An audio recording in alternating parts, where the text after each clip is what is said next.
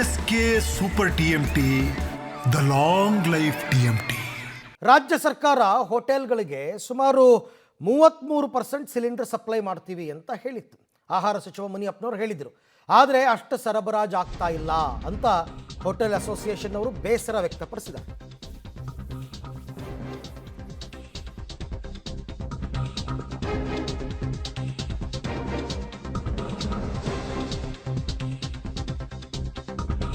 ಹೋಟೆಲ್ಗಳಲ್ಲಿ ಸಿಲಿಂಡರ್ ಸಂಕಷ್ಟ ಮುಂದುವರೆದಿದೆ. ಕೊಟ್ಟ ಮಾತನ್ನ ಮರ್ತು ಹೋದ್ರ ಆಹಾರ ಸಚಿವರು ಅಂತ ರಾಜ್ಯ ಸರ್ಕಾರದ ವಿರುದ್ಧ ಹೋಟೆಲ್ ಅಸೋಸಿಯೇಷನ್ ಅಧ್ಯಕ್ಷರು ಬೇಸರ ವ್ಯಕ್ತಪಡಿಸಿದ್ದಾರೆ.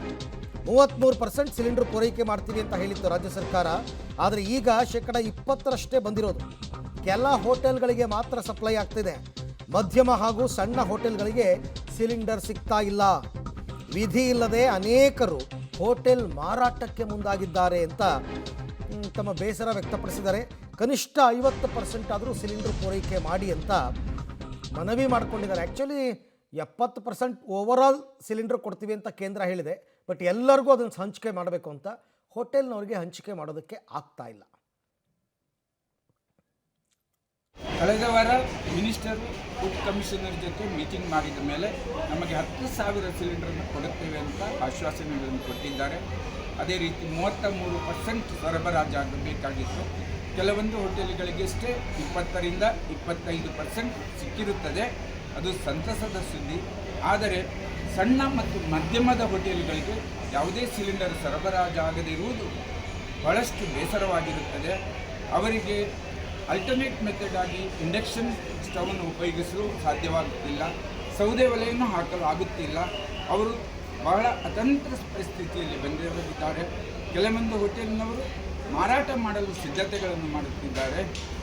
ಈ ಬಾರಿ ಅವರಿಗೆ ಬಾಡಿಗೆ ಕಟ್ಟುವುದು, ಎಲೆಕ್ಟ್ರಿಸಿಟಿ ಚಾರ್ಜ್ ಕಟ್ಟುವುದು, ಬ್ಯಾಂಕ್ ಸಾಲ ಬಡ್ಡಿ ತೀರಿಸುವುದು ಬಹಳ ಕಷ್ಟಕರವಾಗುತ್ತದೆ. ಮುಂದಿನ ಮಂಗಳವಾರ ಸಾಧ್ಯವಾದರೆ ಮತ್ತೊಮ್ಮೆ ಮೀಟಿಂಗ್ ಮಾಡ್ತೇವೆ ಸರ್ಕಾರದ ಜೊತೆ. ಅವರು ಮೀಟಿಂಗ್ ಕರೆಯುತ್ತೇವೆ ಎಂದು ತಿಳಿಸಿರುತ್ತಾರೆ. ಈಗ ಬಂದಿರುವ ಮಾಹಿತಿಯಂತೆ 70% ಕಮರ್ಷಿಯಲ್ ಗ್ಯಾಸ್ನಲ್ಲಿ. ಈ ಬಗ್ಗೆ ಮತ್ತಷ್ಟು ಮಾಹಿತಿ ನನ್ನ ಕೊಲೀಗ್ ಅರುಣ ಅವರಿಂದ ಪಡ್ಕೊಳ್ಳೋಣ. ಅರುಣ, ಮೊನ್ನೆ ಅಷ್ಟೇ ಕೇಂದ್ರ ಸರ್ಕಾರ 50% ಕಮರ್ಷಿಯಲ್ ಸಿಲಿಂಡರ್ ಪೂರೈಕೆ ಮಾಡ್ತಾ ಇದ್ದದನ್ನು 20% ಜಾಸ್ತಿ ಮಾಡ್ತೀವಿ, 70% ಕೊಡ್ತೀವಿ ರಾಜ್ಯಗಳಿಗೆ ಅಂತ ಹೇಳಿತ್ತು.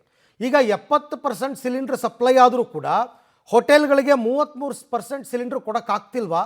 ಅಥವಾ ಕೊಡೋಕ್ಕಾದರೂ ಕೂಡ ಬರೀ ಪ್ರಭಾವಿಗಳ ಹೋಟೆಲ್ಗೆ ಮಾತ್ರ ಹೋಗ್ತಾ ಇದೆಯಾ?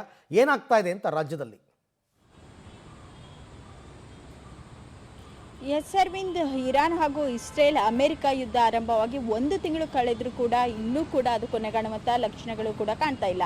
ಇದರ ಎಫೆಕ್ಟ್ ಪ್ರಮುಖವಾಗಿ ಬೆಂಗಳೂರಿನ ಹೋಟೆಲ್ಗಳಿಗೆ ಸೇರಿದಂತೆ ರಾಜ್ಯದ ಹೋಟೆಲ್ಗಳಿಗೂ ಕೂಡ ತಡ್ತಾ ಇದೆ.